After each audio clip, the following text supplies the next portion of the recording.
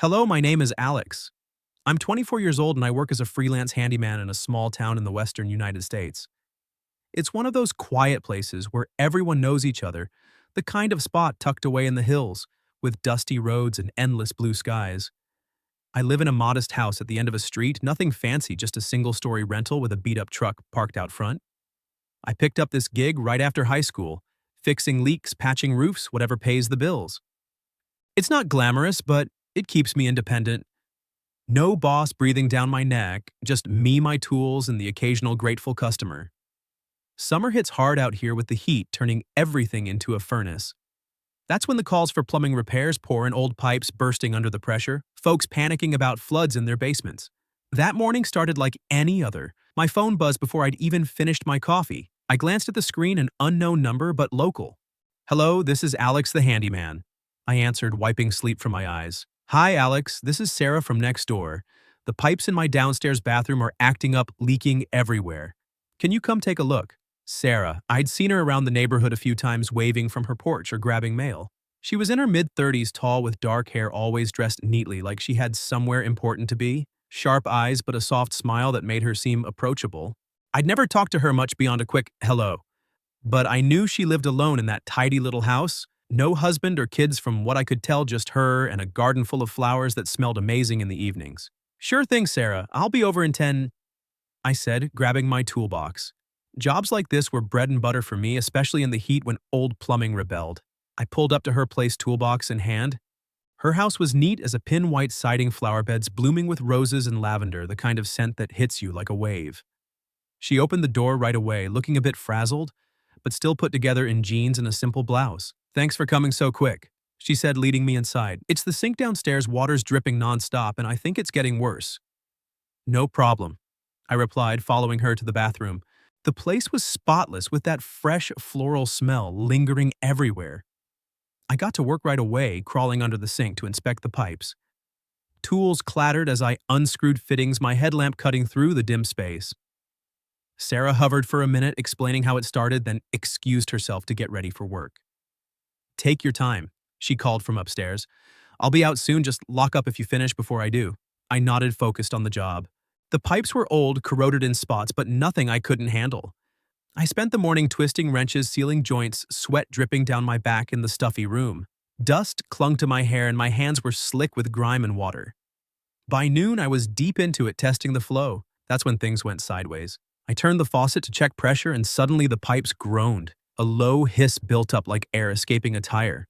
Water started seeping from a crack in the wall joint, not a drip, but a steady trickle. My heart skipped.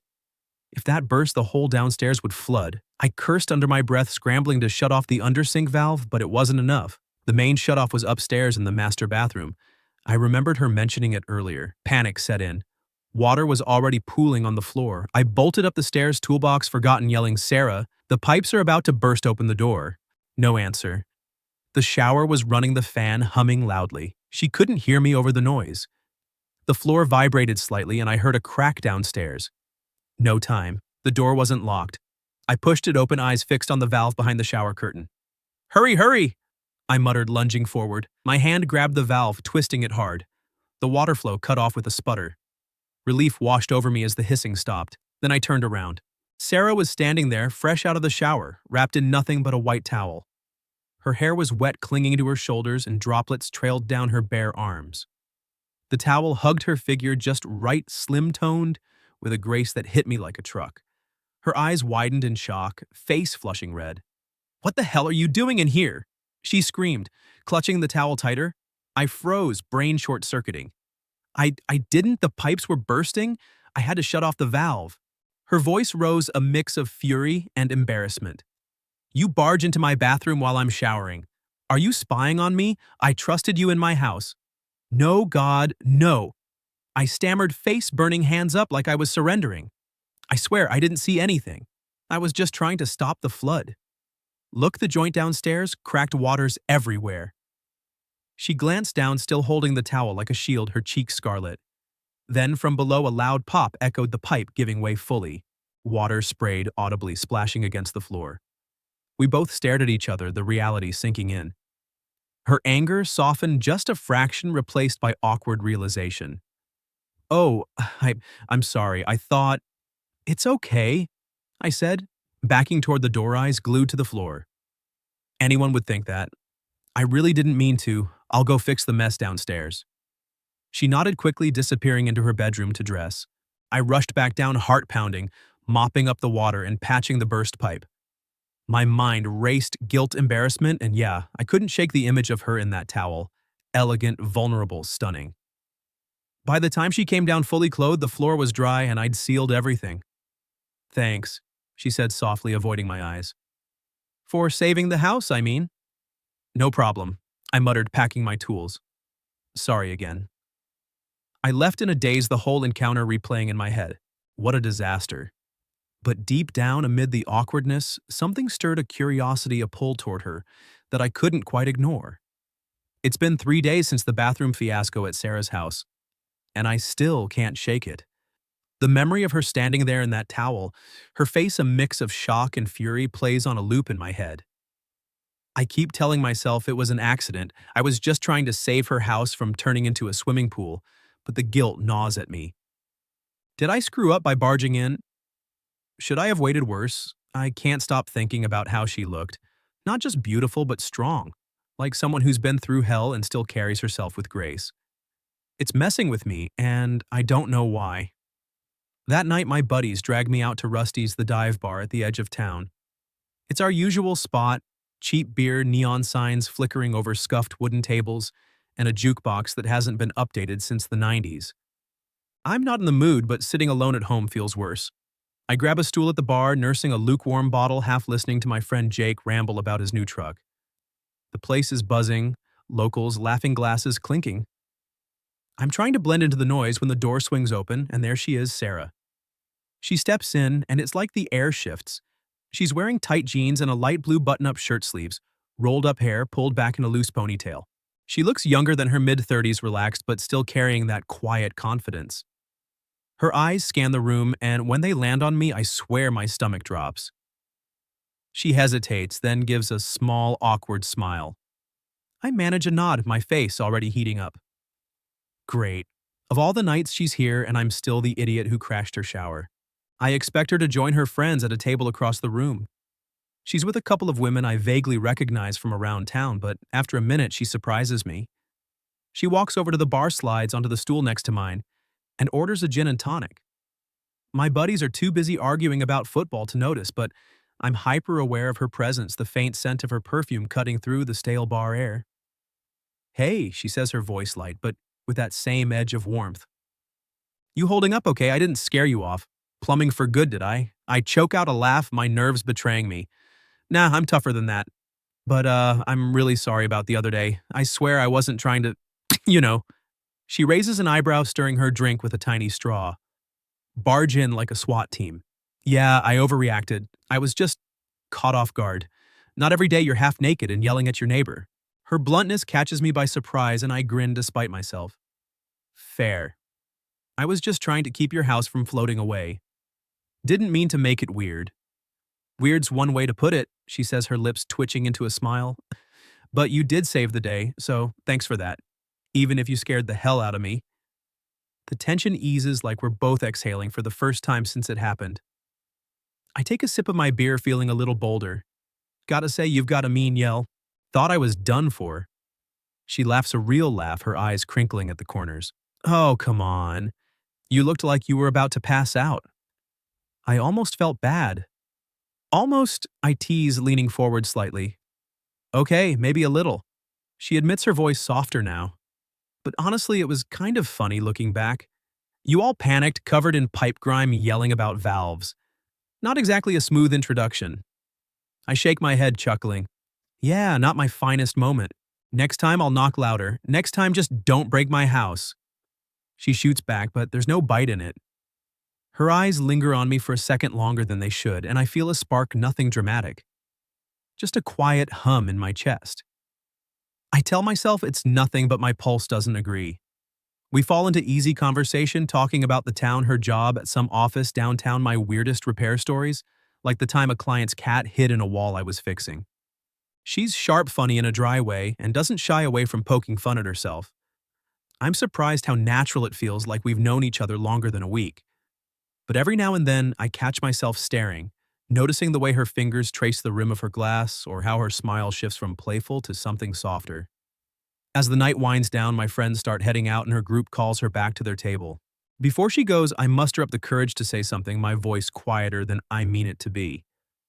You still mad about the whole, you know, bathroom thing? She turns her expression warm, no trace of the embarrassment from before. Nah, it was just a moment, and honestly, you're not half bad for a guy who almost flooded my house. I laugh, relief washing over me. I'll take that as a compliment, you should, she says, winking as she walks away. I watch her go, her silhouette blending into the crowd, and I'm left with a feeling I can't quite name. It's not just relief or attraction, it's curiosity, like I've glimpsed something real and want to know more. But there's a voice in my head whispering, she's older, she's your neighbor, she's out of your league. I push it down, finish my beer, and head home, the night air cool against my skin. Whatever this is, it's not over yet. Those first few days after meeting Sarah at Rusty's, I couldn't get her out of my head. It wasn't just the memory of the bar, her laugh, the way she teased me about the bathroom disaster, but something deeper. She wasn't like anyone I'd met before. She had this way of being both grounded and untouchable, like she'd seen enough of the world to know its tricks, but still chose to smile. I kept replaying our conversation, wondering if I'd imagined the spark in her eyes, or if it was just the gin talking. Either way, I felt like a kid with a crush, and it was equal parts thrilling and embarrassing. A week later, my phone buzzed with a text from an unfamiliar number. Hey, it's Sarah. Got a wobbly bookshelf that's driving me nuts. Any chance you can swing by and fix it? My heart did a stupid little flip. I typed back, trying to sound casual. Sure, I'll be over this afternoon. But inside, I was already overthinking. Was this just a job, or was she looking for an excuse to see me? I shook off the thought, grabbed my toolbox, and headed to her place. When I got there, Sarah greeted me at the door wearing a loose t-shirt and shorts, her hair tied up in a messy bun. She looked relaxed, like she'd just finished a long day and was ready to unwind. Thanks for coming, she said, leading me to the living room. The bookshelf was a tall wooden thing, leaning slightly to one side. I got to work leveling it out, tightening screws while she sat on the couch sipping iced tea and watching me. You're pretty handy, she said after a while, her tone playful. I mean, aside from breaking my pipes. I grinned, wiping sweat from my forehead. I didn't break them. They were already on their last legs. I just sped up the process. She laughed, and the sound made the room feel warmer. We chatted as I worked, nothing heavy, just small talk about the town, her favorite coffee spot, the time I accidentally locked myself out of a client's house. But there was an ease to it, like we were picking up where we left off at the bar. When I finished, she offered me a glass of iced tea, and I ended up sitting with her on the back porch, the summer heat fading into a cool evening breeze. That became a pattern over the next few weeks. Sarah would text me for small jobs, fixing a squeaky door, unclogging a drain, even helping her move a heavy planter in her garden. I didn't mind. Every job was an excuse to see her, to hear her stories. One night after I'd spent an hour wrestling with her ancient washing machine, we sat on her porch again, this time with beers. The stars were out and the crickets were loud enough to drown out the rest of the world. You ever get tired of this? She asked, her voice quieter than usual. Fixing everyone's messes, I mean. I shrugged, staring at the bottle in my hand. Sometimes, but it's honest work. Keeps me busy, keeps me out of trouble. What about you? Office life sounds like its own kind of mess. She nodded, her eyes distant. It is. Deadlines, meetings, people who think they're more important than they are. I used to love it, you know. Felt like I was building something. Now it just feels like I'm running in place. I didn't know what to say, so I just listened. She told me about her life before the town, moving here, after a rough divorce, leaving behind a city job and a marriage that looked perfect on paper but left her hollow. People kept telling me to date again, to get back out there, she said, rolling her eyes. Like it's that easy. I don't want to pretend anymore. I took a sip of my beer, feeling a pang of something I couldn't name. I get that. I'm not exactly out there either. Last girlfriend I had was 2 years ago, and it crashed and burned because I was too busy fixing other people's houses to fix us. She looked at me, her expression soft but curious. You're young, Alex. You've got time. Me, I'm starting to think my best years are behind me. That's bullshit, I said before I could stop myself. Her eyebrows shot up and I fumbled to explain. I mean, you don't seem like someone who's done. You're out here living, fixing your own messes, making this place your own. That's not behind you, that's now. She smiled, a real one, not the polite kind. You're sweet. Naive, but sweet. I laughed, my face warming. Yeah, well, naive's my brand. Gotta stick with what works. We sat there for a while, the conversation drifting to lighter things, her obsession with old jazz records, my habit of talking to my truck like it's a person. But there was a shift, a closeness that hadn't been there before. I caught her looking at me a few times, her gaze lingering, and I wondered if she felt it too. This pull, this thing we weren't naming? I wanted to say something, to ask if she ever thought about me the way I was starting to think about her, but the words stuck in my throat. She was older, smarter, probably saw me as just a nice kid who fixed her stuff. Still, when I left that night, her "see you soon" felt like a promise. The weeks after that night on Sarah's porch felt different, like the air between us carried a charge. We weren't just neighbors anymore, not even just friends. There was something unspoken, a thread pulling us closer every time we talked. She kept texting me for small jobs, replacing a light bulb, tightening a loose cabinet hinge, but I could tell it wasn't just about the repairs. She'd linger while I worked, asking about my day or offering me a cold soda, her smile warmer than it needed to be. I started looking forward to those texts, my heart kicking up a notch every time her name lit up my phone. But I was still wrestling with it in my head. She was older, polished, with a life I couldn't match. What was I to her? Just a kid who made her laugh. One Friday she sent a message that threw me off. Hey, you free tomorrow night? I'm cooking dinner. Nothing fancy, just thought you might want a break from takeout. I stared at the screen, my pulse racing. This wasn't a repair job. This was something else. I typed back, sounds great. What time, trying to play it cool, but I spent the rest of the day overthinking.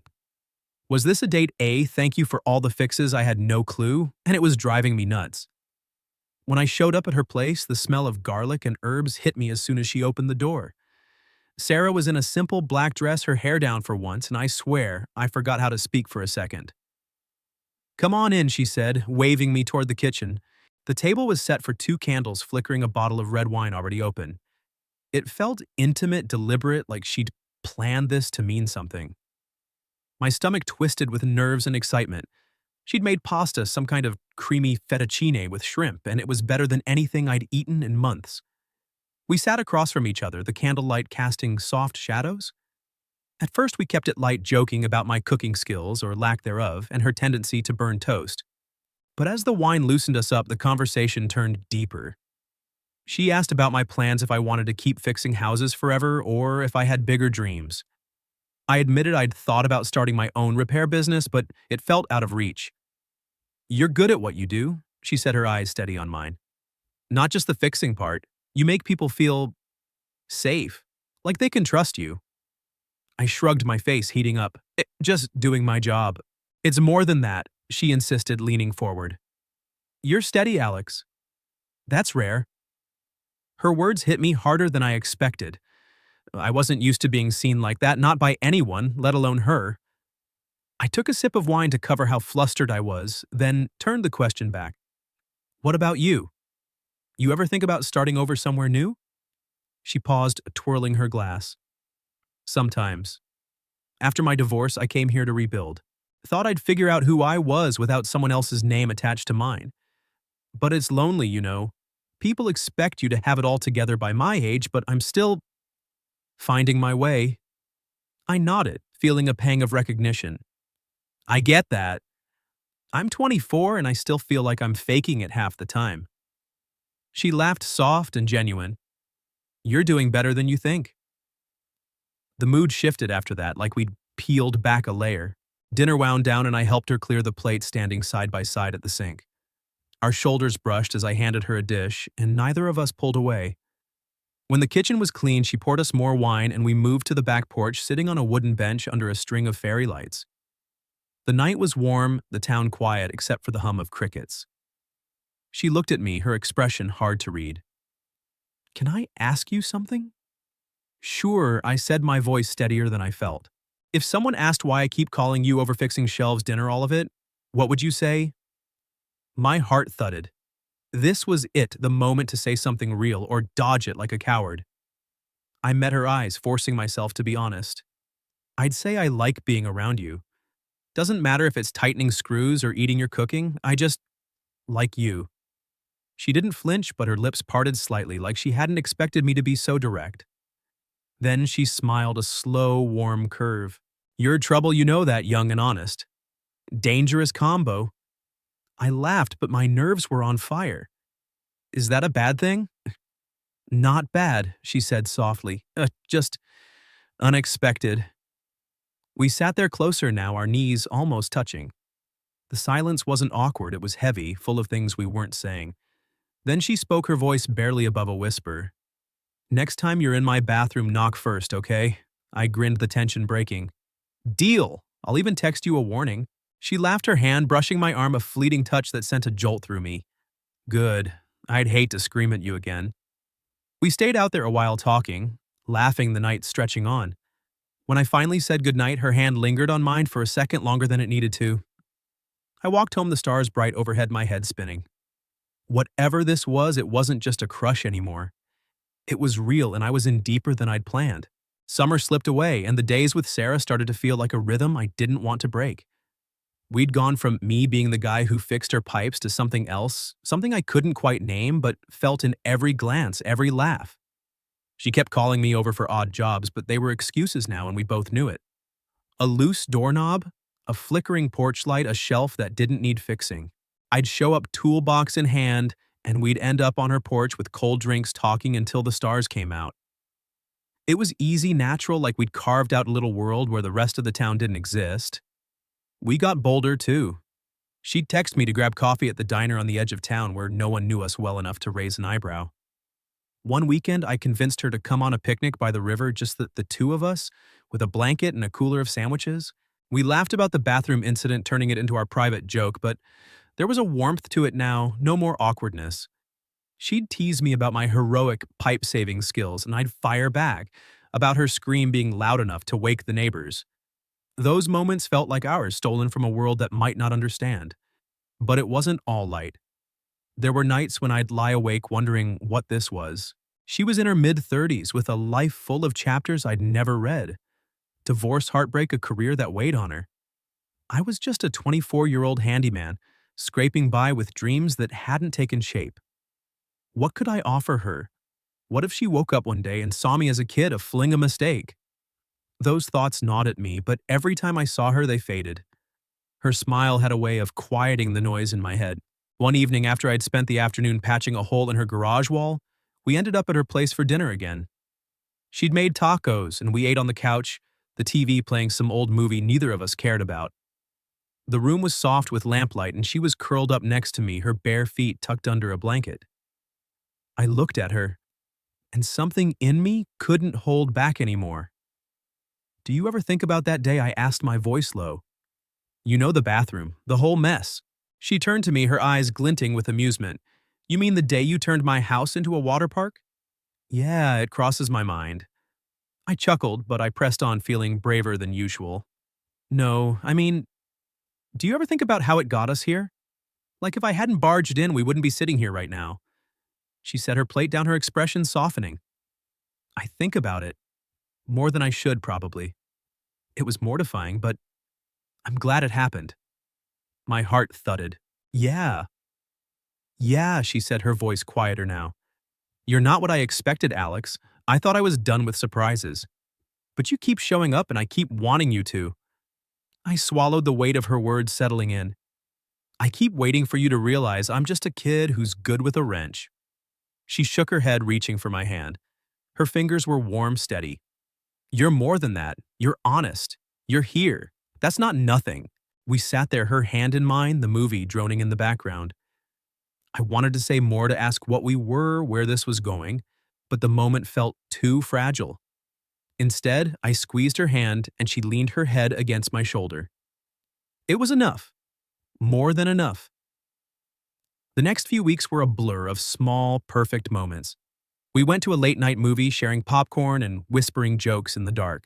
I invited her to a friend's barbecue, introducing her as my neighbor, though the way we stood close said more than words could. Nobody asked questions, but I caught a few knowing looks. We didn't care. We were building something not with grand gestures, but with quiet choices. Her hand brushing mine, my arm around her waist, the way we'd laugh at nothing and everything.